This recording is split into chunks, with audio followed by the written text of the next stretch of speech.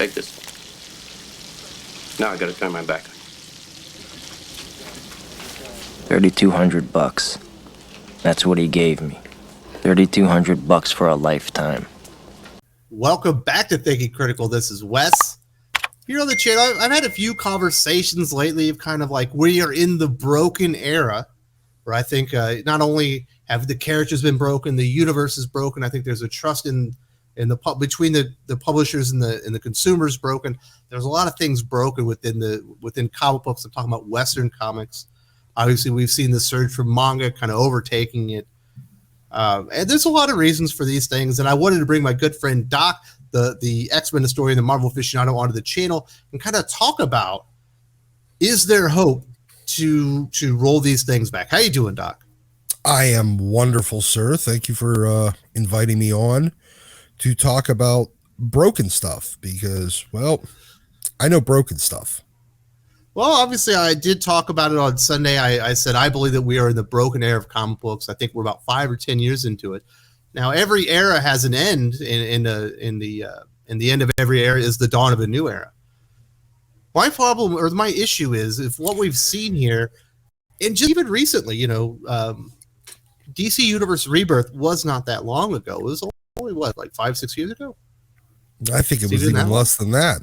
Yeah, maybe it was like 4 or 5 years ago, where they did a reboot. They reset, they returned, and really listened to the customers and did their best to roll the characters back to like an original state that was functional. In Marvel Comics, they had gone very far off track with the all new, all different, going into Marvel Now, going into Marvel Legacy, brought in CB Cebulski. We did not see wholesale changes, but we saw the return of those original heroes back to their comic books, back to their mantles. We saw the ousting of a couple key people that were agitators within the company. And it felt like maybe not the reset that DC Universe Rebirth was, but certainly a rolling back of something. So it almost feels like hope, right? And we have hope that things can change sometimes. Yes, to some degree. DC Rebirth was it was a signal to the fans. I don't want to say fans. I prefer to say customers in this case. It was a signal to customers that, yes, the thing that you actually wanted to read, we will start giving you back. But Marvel's was different. It was a sign of, all right, fine, we'll give you this back, but we're still going to force you to read all this other shit that we don't actually want and that you keep rejecting. Because we're not going to admit we're fucking wrong. That's I think the difference. But DC in the intervening years has slowly but surely pushed into that exact same territory that Marvel was in. Exactly. That's kind of the point here is I think the big two probably have gone so far they actually can't stop. They can give you the illusion of change and the illusion of rolling back and listening to their customers, i.e. what CB Cebulski did when he first came in. But does it really feel like, a few years into this, that anything really changed? It feels like we're right on the same status quo. He's doing a lot of the same mistakes. Now DC Comics has fallen in on their path that did not succeed, was summarily rejected by the fans, but they've fallen in and they're pushing even harder. They've done even more race, gender, sexuality kind of swaps with their characters. Once you make some of these changes, you can't go back. Oh no. You can make the illusion of going back by maybe putting the character on the sideline, whatever, but eventually, you do have to embrace the position that you're in, and you can't undo these changes because there would be hell to pay on social media and in the media itself. Well, yeah. I mean, let's see. Every time you create a new character, you're going to have at least one or two very, very ultra vocal fans of that new character. Now, that character may have 50 total fans, but there may be one or two that are ultra vocal and will never let it go away. If you stop using that character, even if it's an unsustainable franchise, they will never shut up about, I loved Jace Fox. He was the best Batman, blah, blah, blah. And as a result, you can never permanently get rid of all of the replacement versions of the character. Even when you recognize how much brand dilution they're doing, you will never be able to completely undo, like you can't put the genie back in the bottle. So the problem is they are so happy to just keep letting genies out of the bottle when they need to understand they can never put them back in. They put themselves in an unfixable situation. You can band-aid it back up. You can try to shove things that weren't, I guess, financially or even critically successful to the side, but there'll always be somebody screaming at you. Do you know how many people would be screaming at not having Riri Williams if Riri Williams had never been created? Nobody.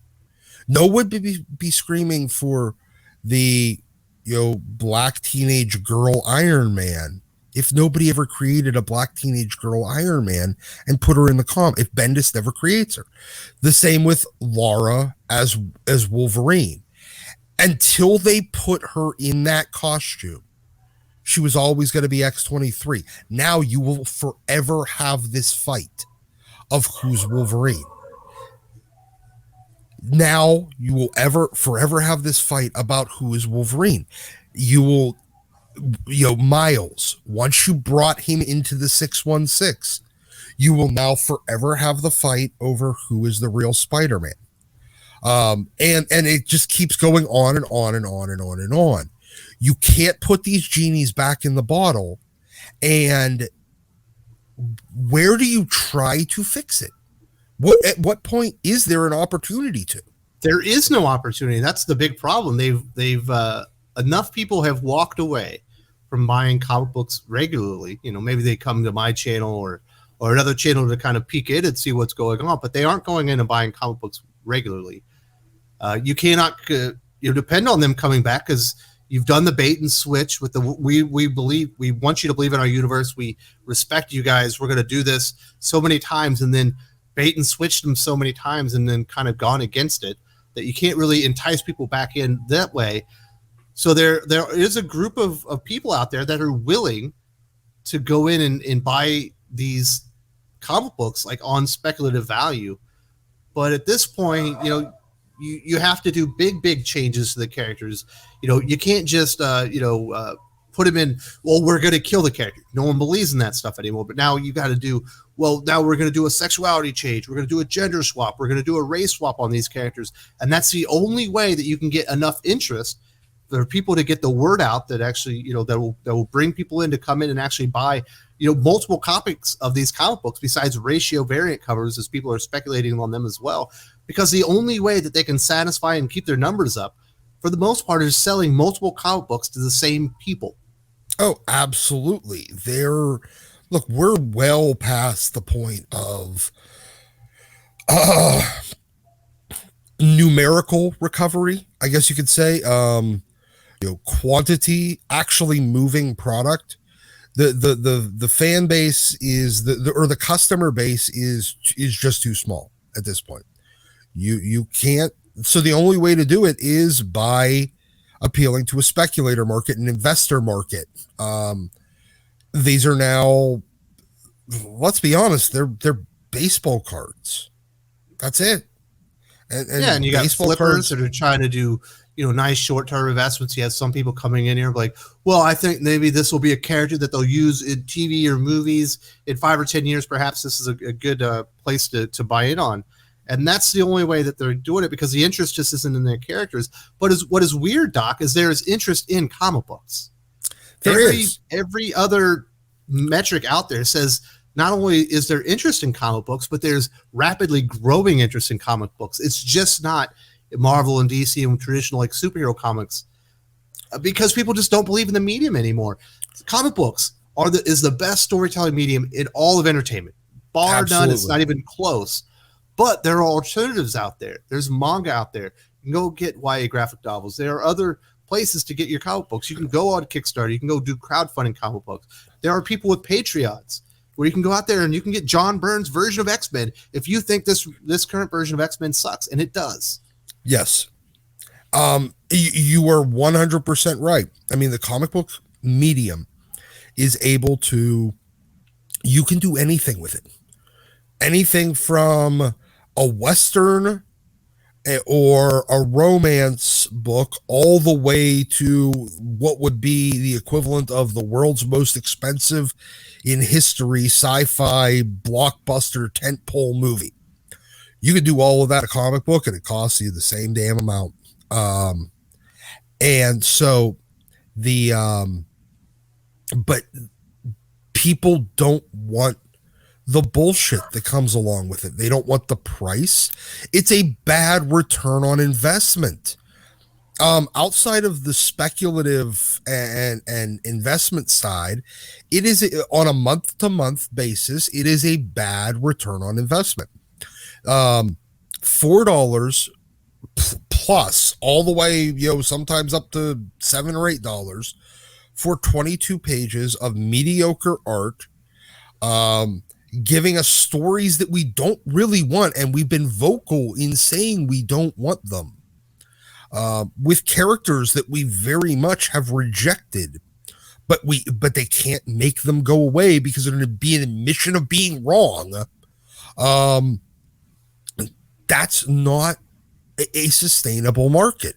You're essentially, look, they've turned themselves, willingly turned themselves into like a horse and buggy industry versus a bunch of cars. Everybody needs transportation, but you have an engine sitting there and you just refuse to put it back in the fucking car. It's crazy because you think about the most valuable thing that Marvel or DC own are the characters. Yeah. The icons, the things that go along with them, because they're instantly recognizable, not in America, not in North America, not in, in the Western Hemisphere. They're instantly recognizable worldwide. Everyone knows who Batman is. They know his origin story. They know what he represents. Everybody knows who Superman is. They know his origin story. They know what he represents. Everyone knows who Spider-Man is. They know his origin story. They know what he represents. If you go in the comic books, you won't recognize the characters. Yeah. And they can't get it through their thick heads, because you have people like the Legion of Doofuses in these high-level, important positions where they're influencing the product that's coming out, and they've diluted it. As I said in a video recently, it's become a parody of itself. If you go read a Batman comic and he is so mentally broken down because a woman left him that he can no longer protect his city, he has to send his 9-year-old son in to go and save Alfred. Unsuccessfully, and has him murdered in front of him. That is a character of Batman. That is not who that character is. And if you read that, if you were an 80s fan and you open up and you read that, you would laugh. You're like, is this from Mad Magazine? Yeah. This is not from DC Comics, but they have become a parody of themselves. Well, they have. They're, in order to, let's be honest. I mean, look, I will give the fact that modern creators have a lot of work to do, in that there's 80 plus years in some cases of these characters and their continuity that you don't want to just copy another story. So there's been 80 years worth of stories, and especially with characters like Batman and Superman that have routinely carried multiple titles, that trying to avoid telling the exact same story somebody else has become harder. I will grant them that. But that being said, it's not impossible. And it seems like they've all but given up on it. So the only option that they have left is to fundamentally change the cores of these characters in order to tell new interesting stories. Except I don't think that's now, the point, Doc. I think that they're doing this to change audiences. I think they are trying to move one audience out and move a new audience in. The problem is no entertainment franchise, no product has ever been able to remove one set of customers and replace them with a new set of customers. When Kentucky Fried Chicken became KFC, yes, they were rebranded and they were trying to become more accessible to other customers, but they still had the 11, secret herbs and spices within the recipe. So people that loved Kentucky Fried Chicken before could still enjoy the product. Yeah. You know what I mean? Oh, yeah. You're making wholesale changes. The product has changed so much. No one has ever been able to do this. Who was it? Coke tried to do this with New Coke. It lasted, 8 months before they said, fuck this. We need to satisfy our customers. Marvel's on 9 years of this. Yes. And I mean, I don't even understand the logic of, hey, the customer base that we have, we don't want it. They think they're evil. They think we're evil. They think we're a bunch of bigots or something. I know. And it's just a bunch of nerds that want to read heroic stories.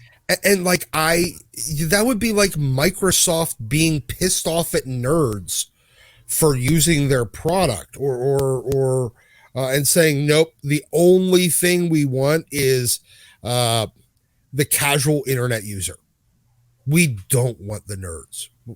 The nerds actually are the ones that are going to buy a lot of your stuff. And right? buy the high-end stuff and buy all the removable parts to amp it up and and all the cool stuff.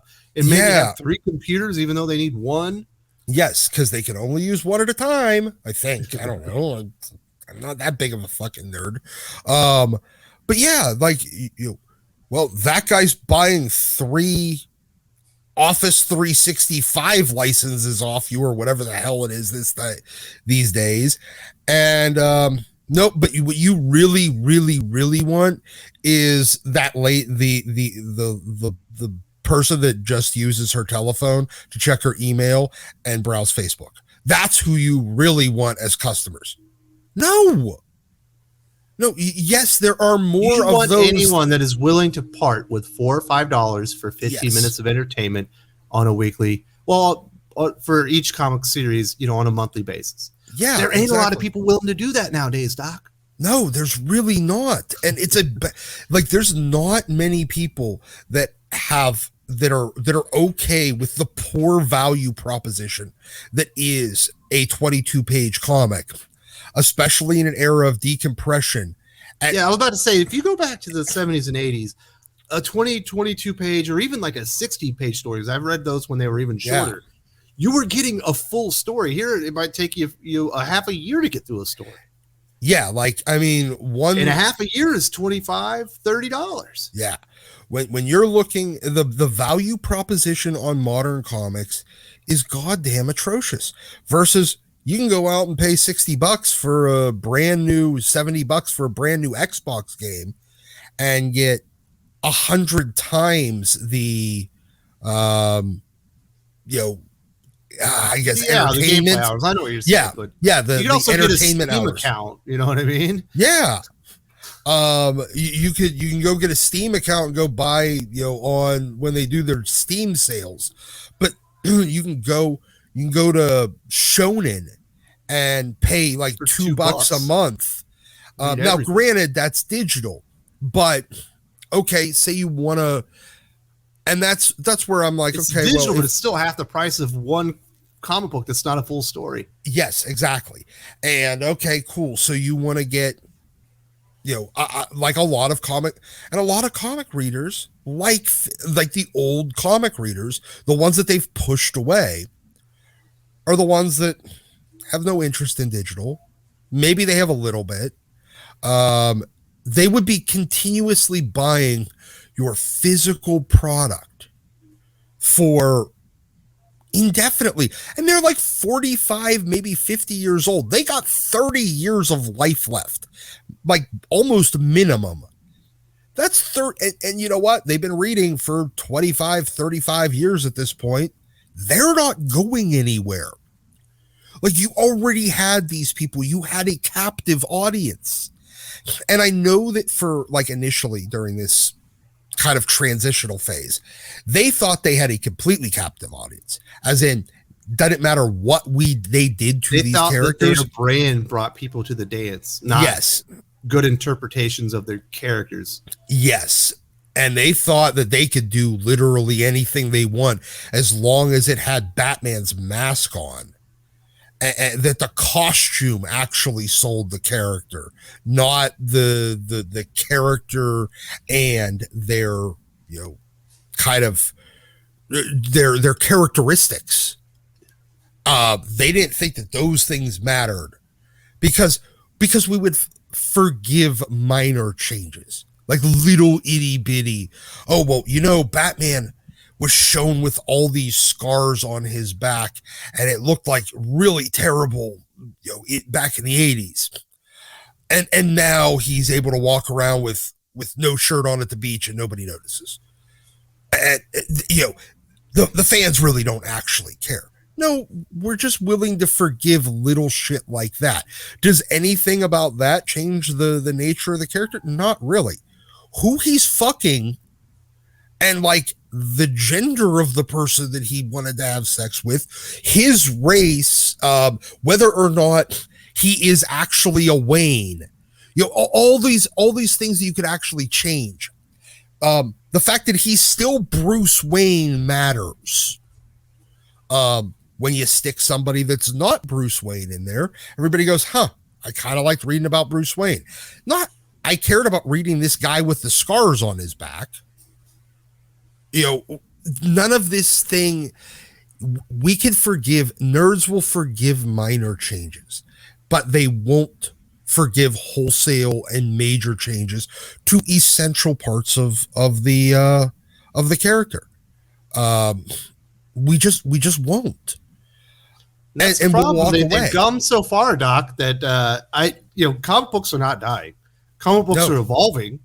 I don't think DC and Marvel are going to die, but it's going to take the industry dragging their carcasses with them. It's not going to be because they realize that they needed to alter course or anything like that. They're going to have to go along eventually, but it's not going to be without a lot of pain and basically running off as many customers as they can, in a pretty short amount of time. But they've gone too far, Doc. They can't admit they made a mistake. No, they can't. They don't want to admit it. They can't admit it. And honestly, it wouldn't surprise me if not only do they not want to admit it, but they know that the minute they actually admit it and their bosses see it, at the, because they've spent the last 5-10 years telling their bosses at these big multinational, entertainment conglomerates that no, what they're doing will bear fruit. It's not a mistake to completely deviate from the characters and in sometimes wrap it up. Sorry, I just read your thing.